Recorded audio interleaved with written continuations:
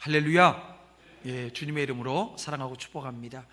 오늘 함께 읽은 말씀을 통해서 다윗 복음으로 답하다 24번째 시간입니다. 기준을 세우다라고 하는 제목으로 말씀 함께 나누고자 합니다. 우리 앞뒤로 인사 한번 할까요? 잘 오셨습니다. 사랑하고 축복합니다. 우리 인사하겠습니다. 예. 잘 오셨습니다. 사랑하고 축복합니다. 예.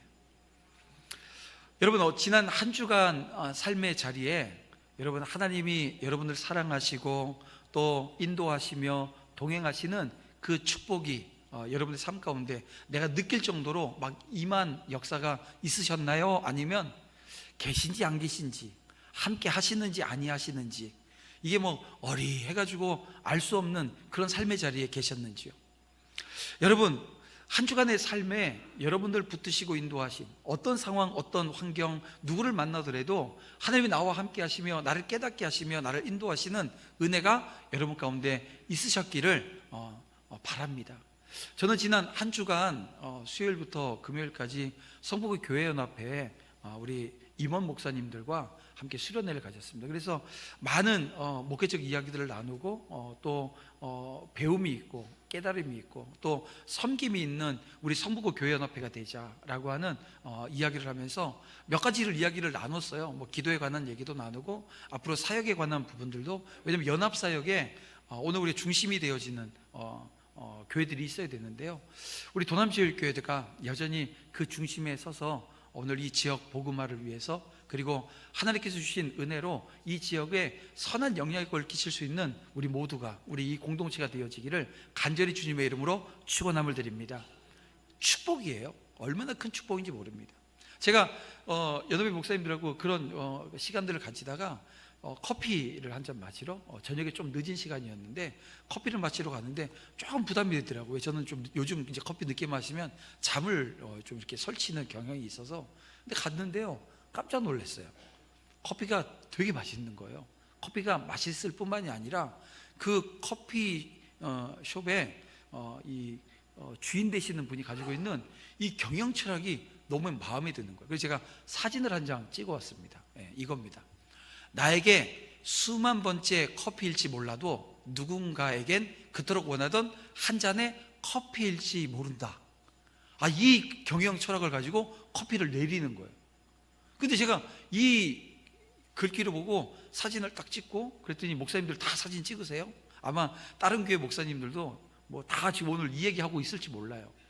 왜냐하면 이게 꼭 목회자 같거든요. 목회자의 마음 같은 거예요. 왜냐하면 여러분 혹여 지금 일주일에 한 번 예배 드리시는 분들 계세요, 이 주일에. 근데 저는요, 예배를 되게 많이 드리잖아요. 그래서 제가 어젯밤에 이 계산기 갖다가 제가 이때까지 설교 몇 번 정도 했을까 찍었더니요, 18,000번이 넘어요. 역시 놀라지 않으시는군요. 제가 설교한 설교의 자리가 18,000번이 넘어요. 아마 2만 번이 넘을 수 있어요. 그래서 제가 아주 보수적으로 눌러봤더니 18,000번이 넘어요. 그래서 이 커피숍 사장님하고 제가 마인드가 같아야 되는데 어떤 마인드냐 하면 제가 드리는 수만 번에, 그리고 제가 앞으로 도남지역교회에서 또 몇 번 정도 설교할 건지 이렇게 눌러봤더니요, 하나님이 건강 주시면 15,000번 이상 설교를 해야 되겠더라고요. 역시 놀라지 않으시는군요. 근데 보세요, 수만 번의 예배를 제가 드리는데요, 지금 이 시간 이 자리 한 번의 예배, 그 한 번에 하나님 앞에 서 있는 그 한 사람을 위해서 저는 어떻게 해야 되는 거예요? 이 커피숍 사장님 그 마인드, 이게 목회자인가? 이런 마음이 드는 거예요. 정말 정성을 다해서 커피 한 잔 내리겠다, 이런 결단이거든요. 제가 그래서 먹다가 그거 보고 사진 찍고 또 커피를 또 맛있다 하면서 먹는데 깜짝 놀랐어요. 또 사진 보여주세요. 제가 먹던 커피 잔 마지막 한 모금 남겨놨는데요, 이게 뭐냐면 음료는 입에 맞으셨나요? 이게 다 먹고, 그러니까 이게 지금 이 글을요, 제 목사님 한 7명 정도 갔는데 제가 제일 먼저 본 거예요. 이 커피 밑바닥에다가 음료는 입에 맞으셨나요? 다른 목사님들은 못 봤어요 아직. 왜냐면 커피를 천천히 마시더라고요. 저는 막 커피를 좀 따뜻할 때, 뜨끈뜨끈할 때 마시려고 했더니 글이 써 있는 거예요. 야, 이거 끝까지 마시면서 이 글귀를 보는데요, 야, 이 사장님 정말 디테일하신 분이구나. 요즘 애들 말로 쩔어요. 야, 어떻게 이렇게, 이 경영 철학도 그렇지만 이 마지막 커피잔 밑에다가 이 글귀를 써서 꼭 그런 거예요. 그 머리 긴 사장님, 콧수염 난 사장님이 나와서 어떻게 입에 맞으셨나? 이 얘기 하는 것처럼 들리는 거예요. 제가 그러면서 야, 이게 제가 이제 예배에 대한 저의 자세, 또 이 예배를 준비하면서 서야 되는 사실 어떻게 보면 이 말씀을 준비하고 서는 것이 이 중압감이 있거든요. 왜냐하면 제 말을 하는 게 아니라 하나님의 말씀을 전하기 때문에요. 이게 사실은 그 말씀을 제대로 전하지 않게 되어지면 뭐가 되는 거예요? 큰 죄가 되어지는 겁니다. 그러니까 그러기 때문에 정말 성실하게 하나님의 말씀을 꼼꼼히 준비해서 봐야 되는데, 이런 거죠. 끝나고 나가면서 여러분들이 저한테 인사해요. 목사님 은혜 많이 받았어요. 그런데 저한테 째려보면서 왜 이렇게 길었냐, 아니면 뭐 설교는 왜 그랬냐 째리고 나가시면 이 커피숍 사장님처럼 맛은 있으셨냐고, 저도 나가면서 예배 통해서 하나님의 은혜가 임하셨나요? 여러분, 그런 우리 가운데 은혜가 있어야 되는데 여러분 어떻습니까? 하나님께서 오늘 한 사람 한 사람 향해서 오늘 우리 하나님은 진심으로 우리 가운데 임하시는 줄 여러분 믿으십니까?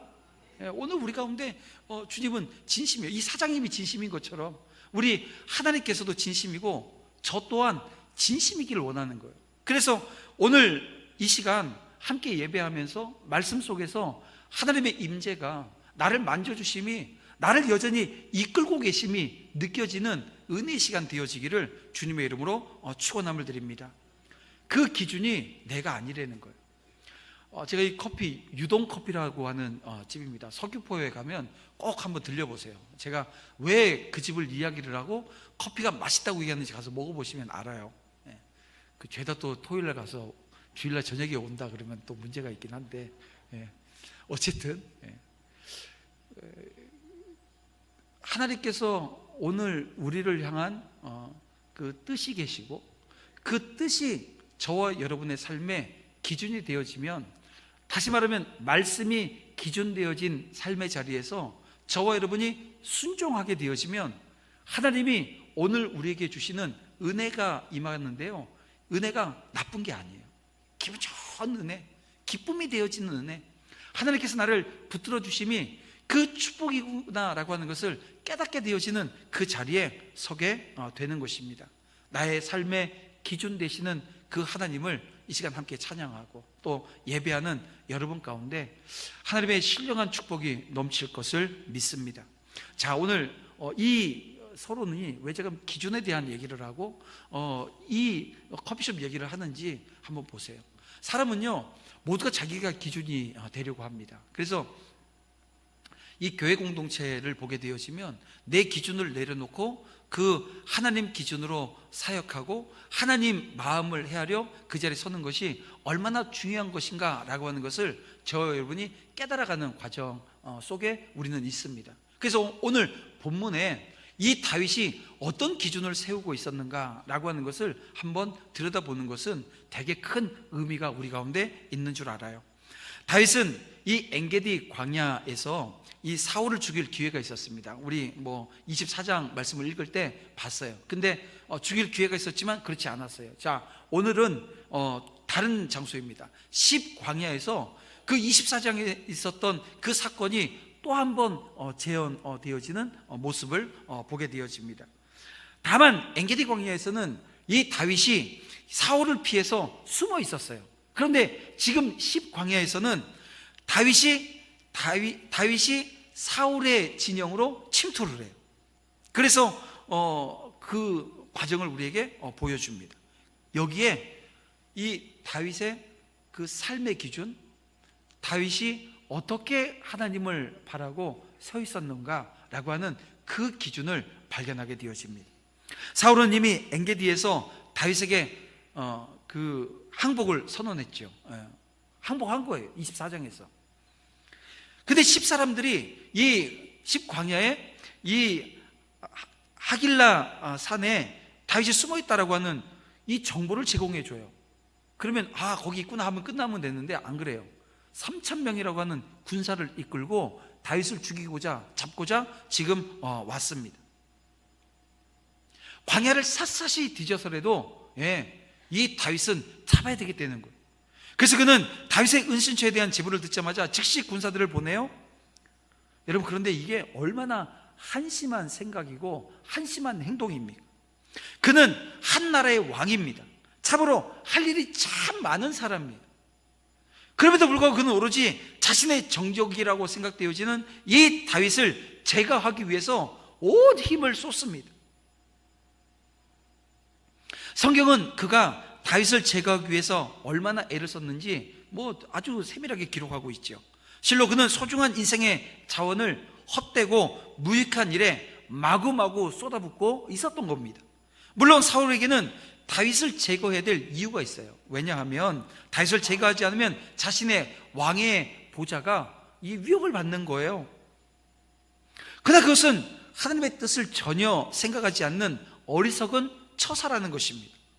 하나님은 이미 사울을 그 왕위에서 폐하시고 그 왕위를 다윗에게 주시기로 작정하셨습니다. 그리고 이 사실을 사무엘을 통해서 이 사울에게 전해 주었어요. 그러니까 사울은 더 이상 자신이 이 보좌에 집착하면 안 되는 거예요. 도리어 어떠해야 될까요? 욥기 1장 21절, 욥이 이런 고백을 해요.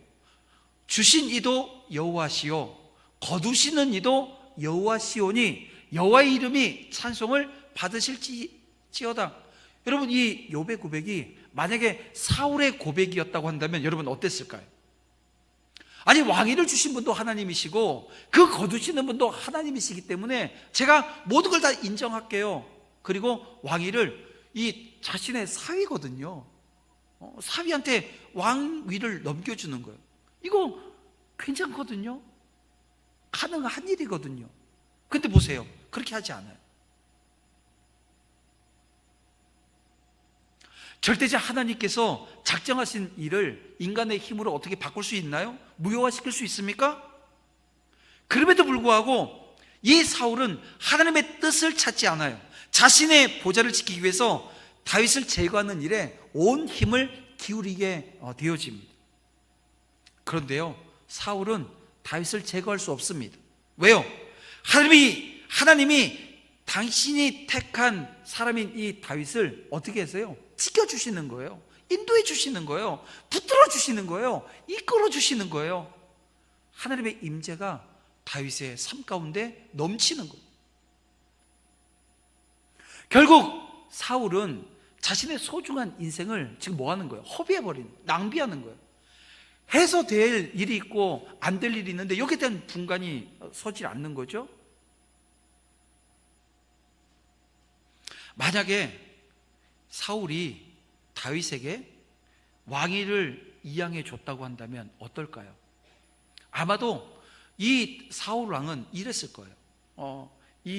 그 왕정, 그러니까 그 나라가 지금 세워지는 거죠. 이 나라가 세워지는 왕정의 기틀을 잡은 왕으로 아마 역사 가운데 기록되어질 겁니다. 그리고 실패한 왕은 아니겠죠. 근데 여러분, 사람이 인생을 낭비하지 않으려면 어떻게 되는지를 우리는 본문을 통해서 헤아립니다. 뭐냐면 하나님의 뜻을 찾고 그 다음으로는 그것을 힘써 따라야 한다는 거예요. 이 두 가지가 있어야 여러분 인생에서 실패하지 않아요. 후회 없는 삶을 살게 되어집니다. 자, 성경을 보면 누가 참된 지혜자라고 말씀하고 있나요? 성경은 하나님의 뜻을 이해하는 사람이라고 가르치고 있습니다. 에베소서 5장 17절을 보면 그러므로 어리석은 자가 되지 말고 오직 주의 뜻이 무엇인가 이해하라, 이렇게 말씀합니다. 아무리 조건이 좋고 또 많은 것을 가졌다고 해도 하나님의 뜻을 모르면 그 모든 것이 다 헛되어요. 그리고 다 낭비, 되어지고 마는 것입니다. 하나님의 뜻을 알아야 여러분 시간이라든지 물질이라든지 재능이라든지 그 밖에 모든 것이 헛되고 무익하게 쓰여지지 않게 되어진다는 거예요. 그래서 하나님의 뜻을 아는 사람과 이 뜻을 모르는 사람들에 관해서 예수님께서 한 비유를 통해서 우리에게 말씀해 주십니다. 그 비유가 바로 달란트 비유예요. 이 달란트 비유를 보게 되시면 여러분 그렇잖아요. 그 주어진 달란트에 최선을 다한 사람들은 뭐 달란트가 많이 주어졌건 적게 주어졌건 하나님의 상급이 있고 칭찬이 있어요. 그런데 그 주인의 뜻이 어디 있는지 몰라요. 그래서 이걸 잃지 않겠다고 땅속에 묻어놓은 이 사람은 어떤 일이 발생합니까? 책망이 주어지고요, 형벌이 주어지더라는 거예요. 그러므로 우리는 항상 자신이 어떤 모습으로 살아가고 있는가 확인해야 된다는 거예요. 여러분 이 시간 여러분 어떤 모습으로 나는 살아가고 있습니까? 열심히 살고 또 최선을 다할지라도 얼마든지 실패한 인생을 살 수 있다는 거예요. 왜냐하면 사울 보세요. 얼마나 열심입니까? 그런데요, 그 인생 자체가 실패한 인생이라는 거예요. 하나님의 뜻을 모르거나 알면서도 따르지 않는 것, 여러분 이것은 인생의 실패라고 하는 것을 우리는 기억해야 합니다. 우리가 힘써 하나님의 뜻을 찾아야 하는 까닭이 여러분 여기 있는 거예요. 하나님의 뜻을 모르면 정작 힘써야 될 일은 제쳐놔요. 근데 불필요한 일들에 대해서 매달리느라고 인생을 소비합니다. 허비해버립니다. 허비하지 않고 낭비하지 않는 인생은 여러분 이거죠. 하나님의 뜻을 알고 행할 때입니다. 여러분 이 사실을 온전히 여러분이 헤아리시고 믿음 가운데 서시기를 주님의 이름으로 축원함을 드립니다.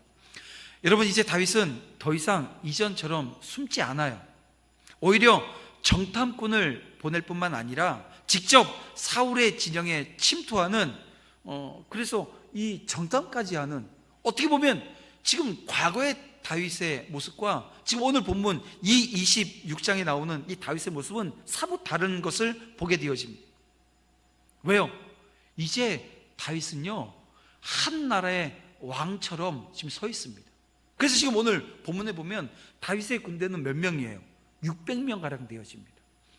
사울의 군대는요 3,000명 가량 되어져. 그러니까 다시 말하면 군대와 군대, 왕과 왕, 나라와 나라가 싸울 수 있는 그런 환경이 되어졌어요.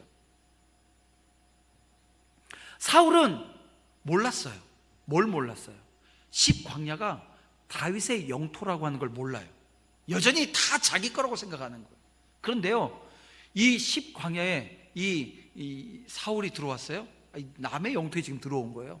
그리고선 거기서 또 어떻게 해요? 이게 얼마나 사람이 우매하면 사람 인원만 3,000명이 있으니까 뭐 다 그냥 뭐 완벽하다, 언제든지 이길 수 있다, 이 생각을 하지 않았겠나 싶어요. 그런데 여러분 보세요. 규모만 클 뿐이지 여러분 사실상 자신들이 이 3,000명이 600명에 비하지 못할 정도로 약하다라고 하는 것을 알지 못했어요. 하나님을 온전히 섬김으로 이스라엘 왕이 되어질 다윗은 여러분 강력한 그 군대 그리고 그 나라를 이끌게 될 거라는 것입니다. 그리고 지금 오늘 본문에 그 전조가 어떻게 보면 복선처럼 깔려져 있는 것을 보게 되어집니다. 다윗은 직접 적진에 침투해 이 정탐하는 용기를 지금 가지고 있었고요, 함께 하겠다고 나서는 뭐 아비새 같은 용사도 함께 하고 있었습니다. 여러분 이것은 군대가 얼마나 용맹했는지를 보여주는 거죠. 아까도 말씀드렸지만 다윗의 군대는 600명 정도밖에 안 됩니다. 3,000명이나 되는 이 사울의 군대와 비교하면 작아요. 5분의 1밖에 되지 않아요. 그러나 사울은 이 다윗의 군대를 얕보았죠. 보초도 세우지 않습니다. 그런 채 잠들었어요. 군대 장관 아브넬과 군사들 역시 전혀 경계태세를 갖추지 않습니다.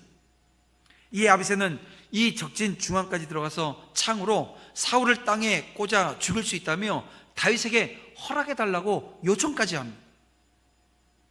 그는 이 사울을 죽이고 자신이 지금 쫓고 있는, 자신이 지금 섬기고 있는 다윗이 이스라엘의 왕이 되어질 것을 원했을 거예요. 아비새는 이 기회가 하나님이 주신 철회의 기회라고 생각했을 겁니다. 아비새의 이러한 상황 인식이라고 하는 걸 여러분 보세요. 이게 어떻게 보면 일반적인 겁니다. 어떻게 보면 상식적인 거예요. 누구든지 그런 상황에 처하게 되어지면 하나님께서 원수 갚을 수 있는 기회를 주신 것으로 확신하고 원수 갚는 것을 당연하게 여길 거라는 거죠. 그러나 상황에 대한 이러한 해석과 인식은 어떤 겁니까? 자기의 편리와 이익을 중심으로 하는 지극히 인간적인 판단에서 비롯되어진 것이라고 하는 거예요. 그렇다면 당장 편할 수는 있죠. 그런데요, 어떤 일이 발생할까요? 이건 생각 못하는 거예요. 다윗이 사울을 죽이고 왕이 되어져요? 그러면 어떤 그 다윗에 대한 이 인식이 이 백성들 가운데 깔려져 있을까요? 혁명으로 왕위를 탈취한 정통성의 하자가 있는, 다시 말하면 자신의 장인을 죽이고 왕이 되어졌다라고 하는 이 꼬리표가 평생 쫓아다니는 거예요. 신앙적으로도 그렇고 실제로도 이 다윗이 사울을 죽이는 건 옳은 것이 아닐 뿐만 아니라 유익하지도 않습니다. 그런 거예요, 여러분. 오늘 우리 성도는 모든 상황을 해석하고 인식할 때 자신을 중심으로 하는 어떻게 보면 본능적인 판단을 여러분 좀 멀리 경계해야 되는, 그래서 기도해야 되는 거예요. 기도해서 하나님의 뜻을 구하고, 기도해서 하나님의 능력을 우리가 구하고, 그래서 하나님이 오늘 우리에게 어떤 뜻을 가지고 있는지 말씀으로 깨달아 이제는 기도함으로 능력받게 되어지면 여러분 순종할 수 있는 힘이 내 삶 가운데 나타나고 생기는 거죠. 여러분, 성경은 그리스도의 제자가 되기 위해서 가장 먼저 요구하는 것이 무엇입니까? 여러분, 마태복음 16장 24절 말씀을 보면 이렇게 말씀합니다. 누구든지 나를 따라오려거든 어떻게 하라고요? 자기를 부인하라는 거예요. 나라고 하는 이 존재가 그리스도 뒤에 숨겨지지 않으면 안 된다는 거예요. 근데 여러분 어떤가요? 그렇게 숨겨지지 않는 사람들이 많습니다. 자기를 위하고 사람의 일을 먼저 생각하는 사람이 여러분 진실한 성도가 되어줄 수 없다라고 하는 것을 여러분 헤아렸으면 좋겠어요. 또한 누구든지 신앙이나 예수의 이름을 빙자해서 스스로 영웅이 되기를 꾀한다고 한다면 그것은 위선자임에 틀림이 없음을 여러분 기억하셔야 됩니다. 그리고 내 인생의 주인이 누구세요? 예수 그리스도시라고 하는 것을 절대 여러분 잊어서는 안 됩니다. 우리에게 있는 모든 것이 주의 것이고 우리를 통해서 나타나는 일체의 역사들이 주로 말미암은 것이기 때문에요, 영광을 주께서 받으셔야 하는 것, 이건 너무나도 당연한 것 아닙니까? 우리 중에 누가 주의 이름으로 선지자 노릇하고 주의 이름으로 귀신을 내쫓으며 영광은 자신이 취하겠다고 하면 여러분 성경은 뭐라고 말씀하세요? 그를 향해서 불법을 행하는 자라고 말씀합니다. 마태복음 7장 23절, 불법을 행하는 자들아 내게서 떠나가라, 이렇게 분명히 말씀하시고 계시는 그 주님을 우리는 바라볼 수 있어야 합니다. 대개 이단들이 그렇잖아요. 이 사이비들이 그렇습니다. 뭔 큰 능력이 있는 것처럼 가정을 해놓고 어떻게 해요? 하나님의 영광이 자기의 영광으로 다 대치되어집니다. 요번에 그 사회적 문제가 됐던 JMS도 그렇고 신천지도 그렇고 다 어때요? 사람이 하나님의 영광 다 가로챈 이단이고 사이비들입니다. 아비새의 이 소영웅적 태도와 생각, 여기에 대해서 다윗은 그럼 어떤 태도를 취해야 하나요? 허락하지 않습니다. 얼핏 보면 다윗은 자신을 죽이려고 혈안이 되어져 있는 이 사울을 죽일 수 있는 절호의 기회를 놓친 것처럼 보여요. 하지만 실상은 하나님의 뜻을 따라 순종하는 길을 갔기에 여러분 다윗은 어떻게 돼요? 이후에 더 강해지게 되어집니다.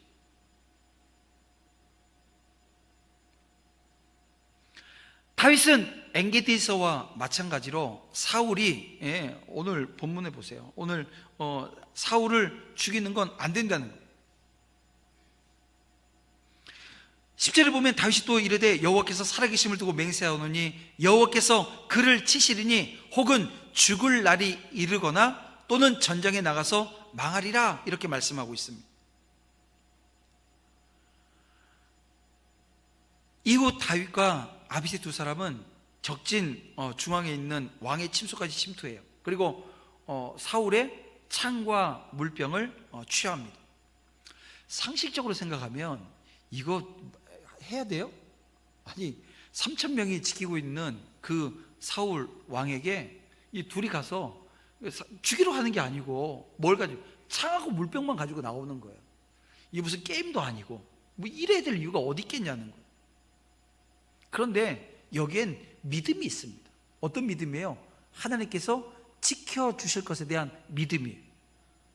실제로 하나님은 사울의 군사들을 오늘 본문에 보면 모두 깊이 잠들게 하셨다고 기록하고 있습니다.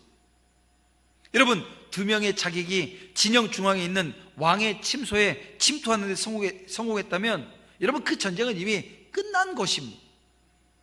다윗은 동일한 상황에 대해서 사울을 죽여 원수 갚을 기회를 하나님이 주신 것으로 생각하지 않아요. 오히려 하나님 말씀에 대해서 순종 여부를 하나님이 평가하시는 시험대로 인식했던 것입니다. 그래서 다윗은 아비새에게 사울의 창과 이 물병만 가지고 가도록 명한 것입니다.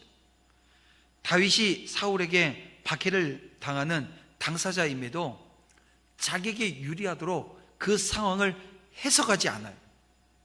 오직 하나님 말씀 중심으로 상황을 인식해요. 그리고 하나님 중심의 신앙을 가진 믿음의 사람이라고 하는 것을 증거하는, 이게 지금 그 결정과 그 과정과 그 결과를 통해서 나타내 보여주고 있다는 것입니다. 결국 무엇입니까? 하나님께서 이 다윗을 향해서 어떤 말씀을 하세요? 내 마음에 맞는 사람이라, 내 마음에 합한 자라고 하는 이 말씀을 주시는 것은 여러분 이런 겁니다. 여러분, 다윗에게 실수가 없고 다윗에게 죄가 없고 다윗이 온전한 의를 가지고 있었느냐? 그건 아니잖아요. 우리 다 알고 있는 것처럼 여전히 실수가 있고 여전히 인간의 나약한 모습을 가지고 있습니다. 하지만 그가 하나님 마음에 합한 자라고 하는 이 평가를 얻을 수 있었던 것은 늘 그 중심에 말씀이 있는 거예요. 자기가 기준이 아니라 말씀이 기준되어진 삶을 살려고 그렇게 노력하고 애쓰는 모습이 있는 거예요. 성경에 나와 있지 않지만 시편을 보게 되어지면 그가 참 하나님 말씀 묵상하고 또 그 말씀 붙들고 기도한 사람이었다라고 하는 것. 그런데 제가 다윗의 시편을 여러분과 나누면서 그런 얘기 했잖아요. 선제적 믿음을 가졌다고. 상황이 그대로예요. 바뀐 게 하나도 없어요. 오늘도 죽을 것 같아요.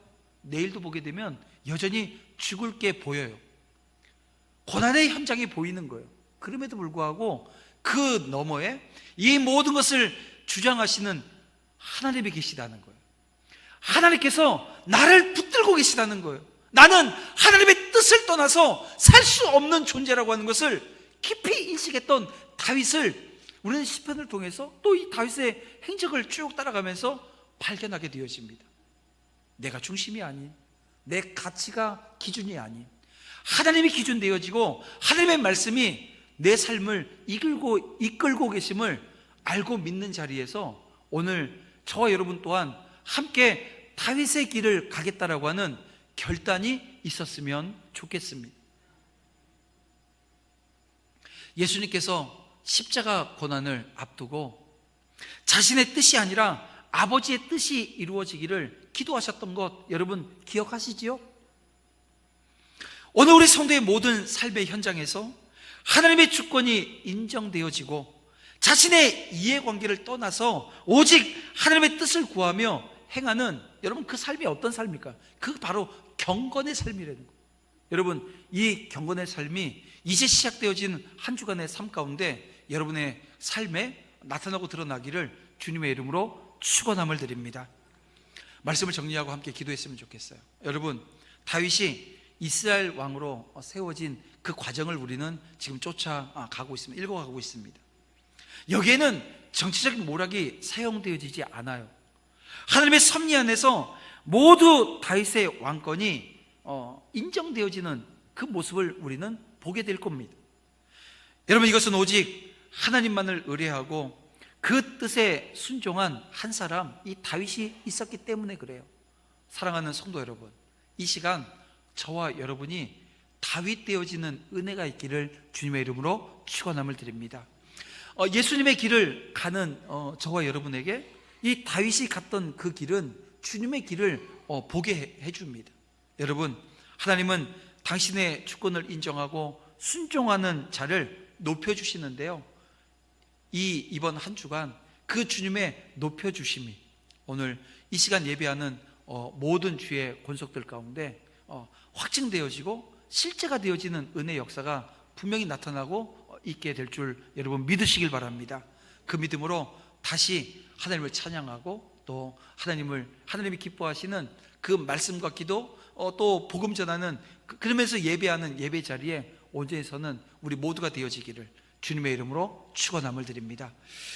다윗이 이 상황 가운데 어떤 찬양을 했을까, 이렇게 한번 묵상을 해봤더니 찬송가 370장이 생각나는 거예요. 여러분, 우리 함께 오늘 주신 말씀 붙들고 함께 370장 찬양하며 나아가도록 하겠습니다.